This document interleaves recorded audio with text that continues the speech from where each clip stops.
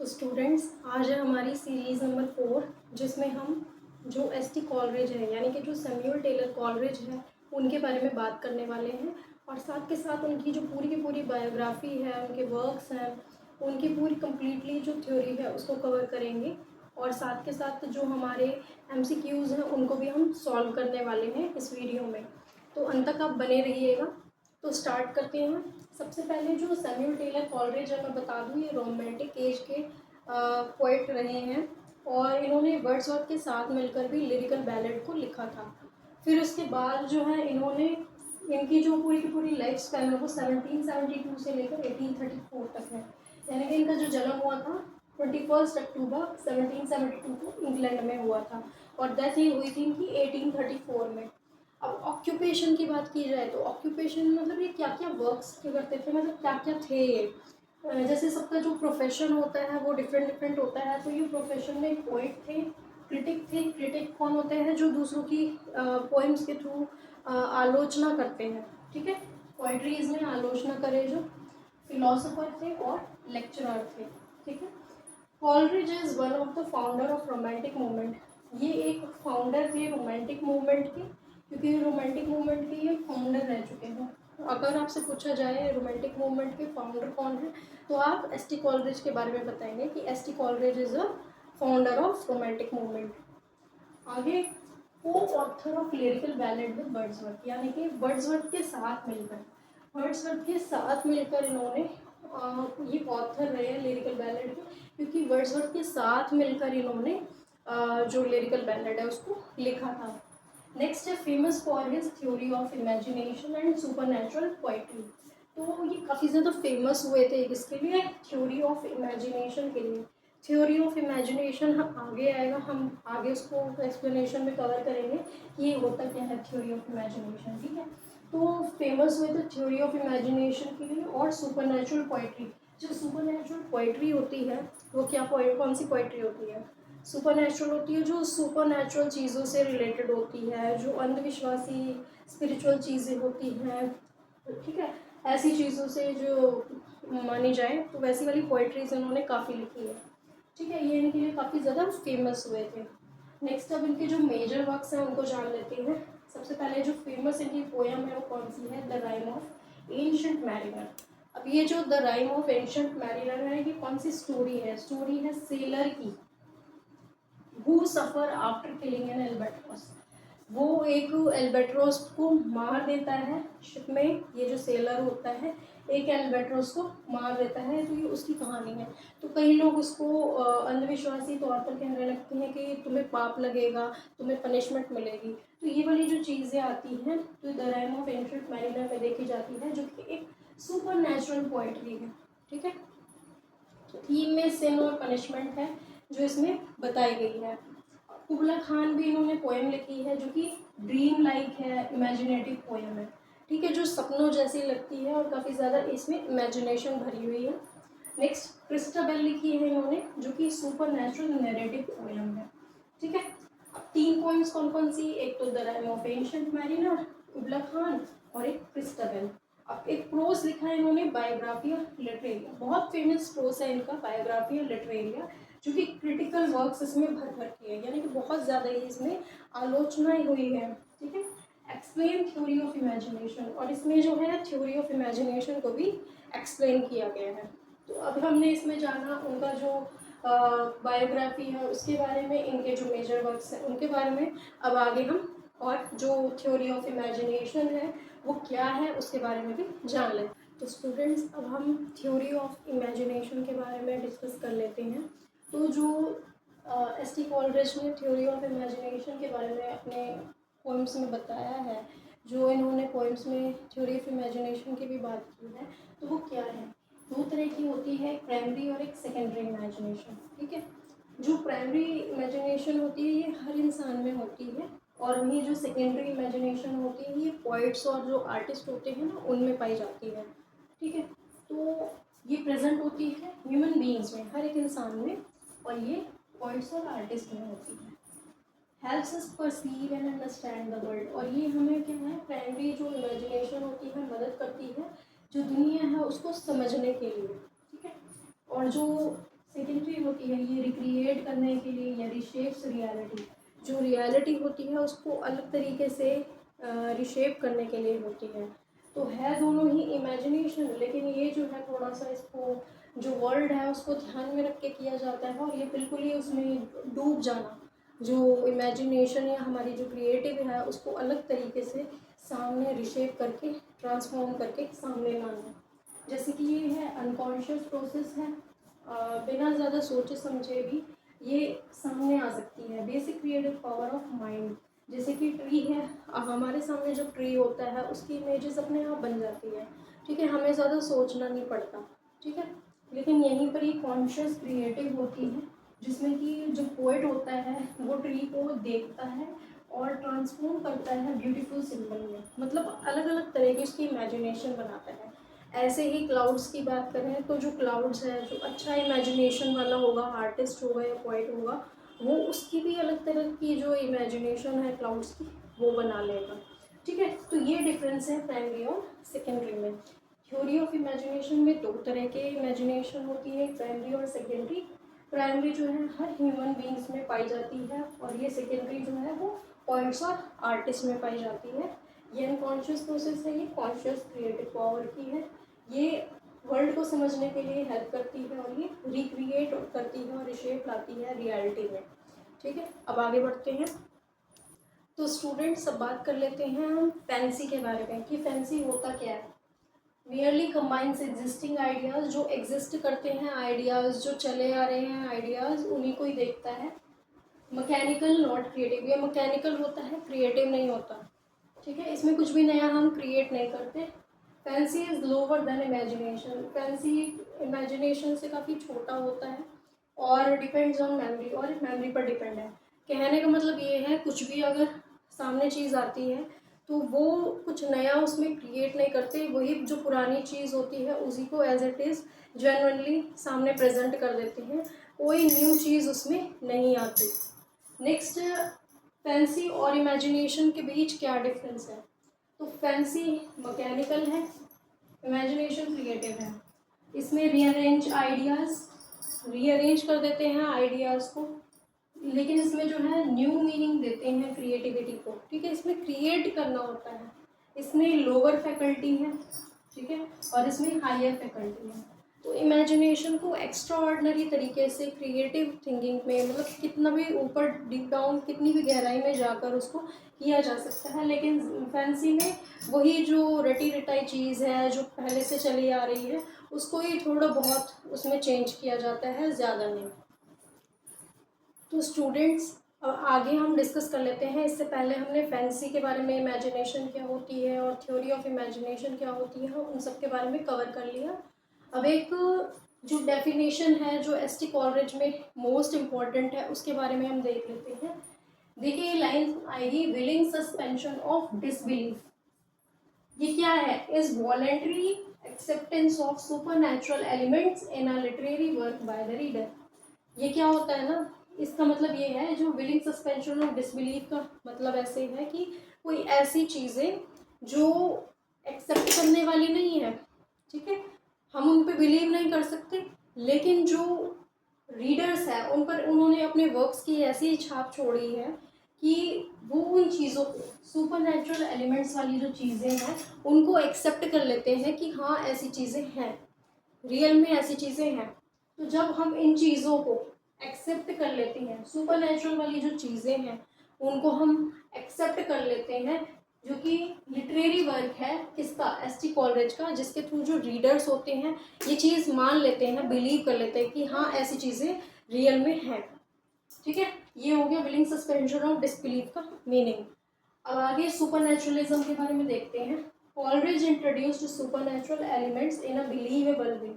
अब सुपरनैचुरल वाली जो चीज़ें हैं ना, जो सुपरस्टिशियस है, गॉड हो, चलो गॉड में हमारा विश्वास है, ठीक है, लेकिन तुम्हें पाप लगेगा, तुमने ऐसे कर दिया, अल्बाट्रॉस को मारने से ऐसे हो जाएगा वैसे हो जाएगा, जैसे कि the rime of ancient mariner में है।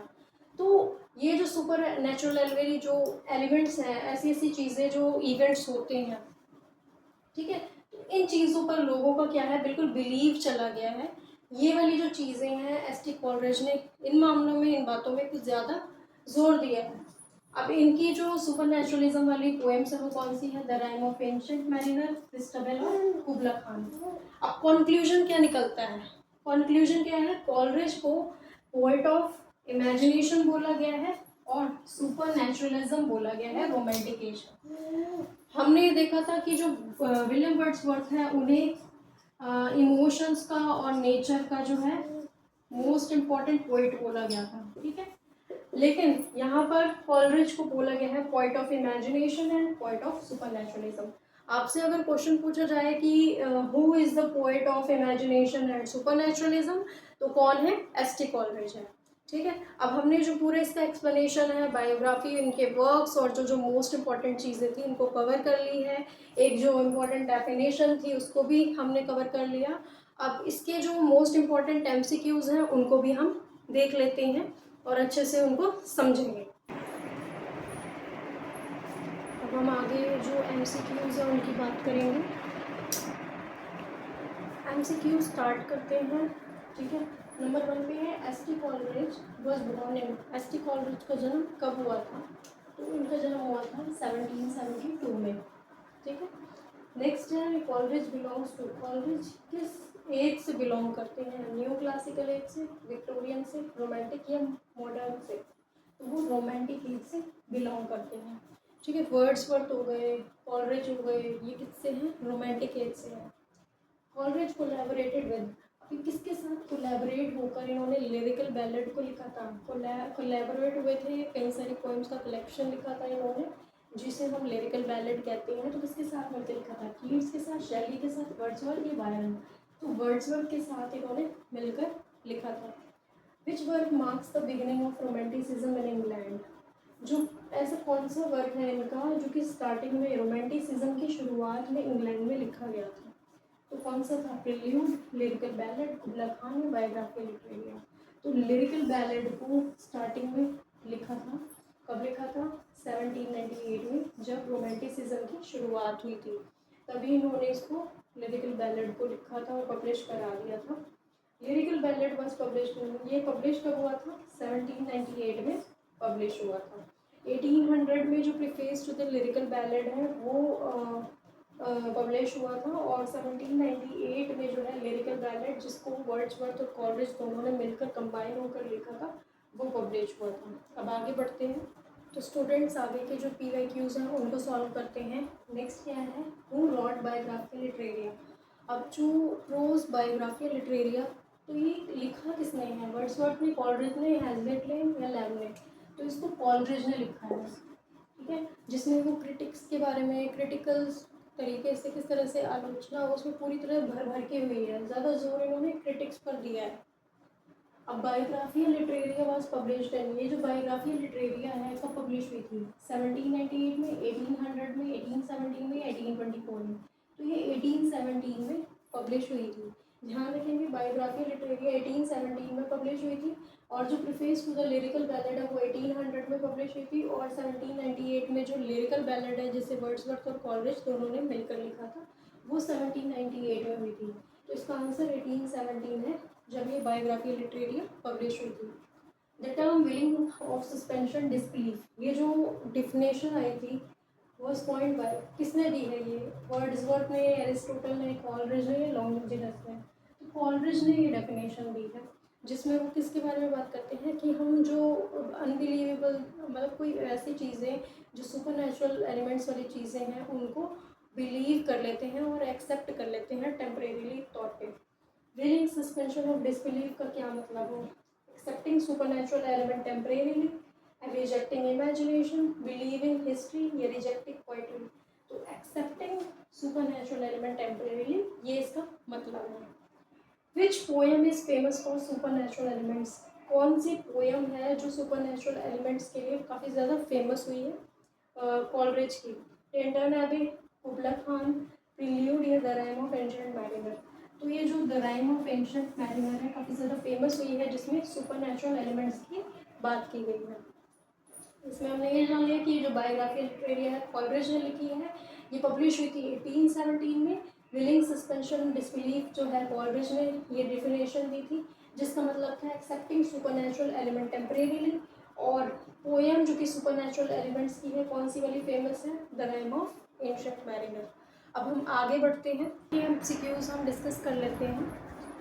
अब एंशिएंट मैरिनर किल्ड है। अब एंशिएंट मैरिनर एक सेलर है जो कि शिप पर होता है the rime of ancient mariner poem में। तो वो किसको मार देता है? स्वैन, ईगल, एल्बेट्रॉस या क्रो को। तो वो एल्बेट्रॉस को मार देता है। नेक्स्ट है कुबला खान इज़र। कुबला खान जो पोएम है वो वो नॉवल है, ड्रामा है, ड्रीम एपिक है, ड्रीम पोएम है या एपिक है? तो वो एक ड्रीम पोएम है। आंसर मैंने बोल दिया था पहले। तो कुबला खान जो है पोएम है, कौन सी पोएम है? ड्रीम लाइक और इमेजिनेटिव पोएम है। नेक्स्ट है कॉलरिज अनफिनिश्ड पोएम इज। जो कॉलरिज की अनफिनिश्ड पोएम है वो कौन सी है? ये बार बार पूछा जाता है कि कॉलरिज की अनफिनिश्ड पोएम कौन सी है? क्रिस्टबेल, लिसिडा, जेरोनियस या हाइपेरियन? तो क्रिस्टबेल जो है वो उनकी इनकम्प्लीट रह गई थी, अनफिनिश्ड वर्क था। ठीक है। Coleridge distinguished between. कॉलरिज दो चीज़ों के बीच में डिफरेंस करते हैं, प्रोस और पोइट्री के बारे में, या प्राइमरी और सेकेंडरी इमेजिनेशन के बारे में, एपिक लिरिक के बारे में, या ड्रामा और नॉवल के बारे में। तो वो हमने अभी थ्योरी ऑफ इमेजिनेशन पढ़ी थी जिसमें कॉलरिज ने प्राइमरी और सेकेंडरी इमेजिनेशन का जो डिफरेंस है उसके बारे में बताया था। कॉलरिज के अकॉर्डिंग प्राइमरी इमेजिनेशन क्या है? Human perception of reality, day dreaming, fancy या मेमोरी। तो जो ह्यूमन का जो परसेप्शन है रियलिटी को देखने का नज़रिया, ठीक है, उसको समझना, रियलिटी के अकॉर्डिंग चलना, ठीक है, तो ये प्राइमरी इमेजिनेशन का पॉइंट है, human perception of reality Coleridge के अकॉर्डिंग। तो इसमें हमने एंशिएंट मैरिनर ने किसको मारा था? एल्बेट्रॉस को। कुबला खान जो है ड्रीम पोएम है। अनफिनिश्ड वर्क जो है वो क्रिस्टबेल है। कॉलरिज ने इसके बीच डिफरेंस किया प्राइमरी और सेकेंडरी इमेजिनेशन के बीच। कॉलरिज के अकॉर्डिंग प्राइमरी इमेजिनेशन क्या है? Human perception of reality. अब आगे बढ़ते हैं, अपने एमसीक्यूज़ देख लेते हैं। नेक्स्ट है सेकेंडरी इमेजिनेशन है। जो सेकेंडरी, पहले हमने प्राइमरी इमेजिनेशन के बारे में जाना था जो ह्यूमन परसेप्शन रियलिटी की बात कर रहे थे। नेक्स्ट जो सेकेंडरी इमेजिनेशन है तो वो क्या है? Mechanical repetition, creative and poetic imagination, historical thinking या साइंटिफिक ऑब्जर्वेशन। तो ये जो सेकेंडरी इमेजिनेशन है ये किसकी प्रेजेंस को शो करता है? ये क्रिएटिविटी में जो आगे रहते हैं, जैसे कि कौन? आर्टिस्ट हो गए या पोइट्स हो गए, उनकी बात हो रही है। तो वो क्या यूज़ करते हैं? क्रिएटिव और पोएटिक इमेजिनेशन का यूज़ करते हैं। Next fancy is associated with creative power, mechanical combination of ideas, perception या इंस्पिरेशन। तो जो फैंसी है वो मैकेनिकल कॉम्बिनेशन ऑफ आइडियाज़ की बात करते हैं, क्रिएटिव पावर की बात नहीं करते हैं। Which critic influence Coleridge theory of imagination? कौन से क्रिटिक हैं जिससे कॉलरिज जो है थ्योरी ऑफ इमेजिनेशन के लिए इंस्पायर्ड हुए थे? प्लेटो, कैंट्स, आर्नोल्ड या इलियट? कैंट्स के थ्रू, जो कैंट्स क्रिटिक है उनके थ्रू ही कॉलरिज जो है इंस्पायर हुए थे इनसे। कॉलरिज इज नोन एज, अब कॉलरिज को क्या जाना जाता है? Romantic critic, Victorian critic, modern critic या क्लासिकल? तो इन्होंने रोमांटिक एज में अपने क्रिटिक्स को लिखा है तो ये रोमांटिक क्रिटिक कहलाएंगे। Which work contains Coleridge critical theories? कौन सा कॉलरिज का वर्क है जिसमें कि बहुत ज़्यादा क्रिटिकल थ्योरीज आती हैं? लिरिकल बैलेड है, Biographia Literaria, preface to Shakespeare है या डिफेंस ऑफ पोइट? तो ये जो बायोग्राफी लिटरेरिया है इसमें बहुत ज़्यादा है इन्होंने क्रिटिकल थ्योरीज दी है। किस में दी है? बायोग्राफी लिटरेरिया में। ये ध्यान रखेंगे, क्रिटिकल थ्योरीज किस में दी है? बायोग्राफी लिटरेरिया में। कॉलरिज को रोमांटिक क्रिटिक बोला जाता है और किससे इन्फ्लुएंस हुए थे कॉलरिज थ्योरी ऑफ इमेजिनेशन के लिए? कैंट से। और fancy is associated with mechanical combination of ideas, secondary imagination creative और पोएटिक इमेजिनेशन को बताती है। ठीक है, अब हम आगे बढ़ते हैं, आगे जान लेते हैं अपने PYQs के बारे में। तो the rime of ancient mariner कब पब्लिश हुई थी? 1798 में, 1802 में, 1817 में या 1821 में? तो पहली बात ये है कि ये 1798 में कौन सी हुई थी? 1798 में लिरिकल बैलेड को इन्होंने शो किया था। एक मिनट डाउट है इसमें मेरे को।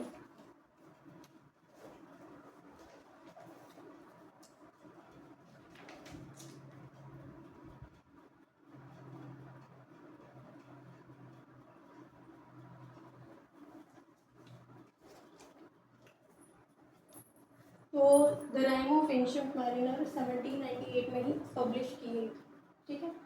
विच is not written by Coleridge, क्या वर्क है जो कॉलरिज ने नहीं लिखा है? कुबला खान, हाँ कॉलरिज ने लिखा है। क्रिस्टोफर भी इन्होंने लिखा है, बल्कि अनफिनिश्ड वर्क था उनका। प्रिल्यूड उन्होंने नहीं लिखा, ठीक है। और एंशिएंट मैरिनर भी कॉलरिज ने लिखा है। द प्रिल्यूड को किसने लिखा है? विलियम वर्ड्सवर्थ ने लिखा है, ठीक है। द प्रिल्यूड को विलियम वर्ड्सवर्थ ने लिखा है, कॉलरिज ने नहीं लिखा। ये अपना Coleridge criticism is mainly associated with, अब कॉलरिज का जो क्रिटिसिज्म है किससे एसोसिएट करते हैं? रोमांटिसिज्म, नेचुरलिज्म, रियलिज्म या क्लासिसिज्म। तो ये रोमांटिसिज्म है, ठीक है। रोमांटिसिज्म में वो क्रिटिसिज्म्स की उन्होंने एसोसिएट किया है, उसकी बात की है। Concept opposite to fancy, fancy की क्या चीज़ अपोजिट है? मेमोरी, इमेजिनेशन, इमोशन या रीज़न। इमेजिनेशन की बात है, जैसे कि हमने फैंसी और इमेजिनेशन के बीच डिफरेंस किया था।